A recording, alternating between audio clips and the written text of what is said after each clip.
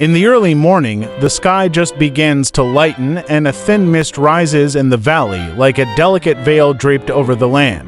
The distant mountains are faintly visible, their peaks appearing and disappearing as if in a dreamlike fairyland. The air is filled with the fresh scent of grass and earth with a hint of moisture, gently caressing the face. The lake is like a mirror, tranquil and unruffled, reflecting the gradually changing hues of the sky.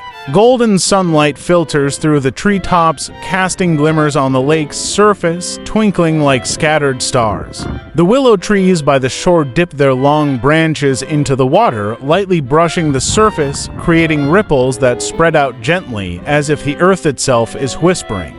Birds begin to awaken, their chirping echoing through the forest as if welcoming the new day. A small stream meanders joyfully through the valley, its water clear and sparkling, the sound of its flow like a natural melody, adding vibrancy to the serene morning.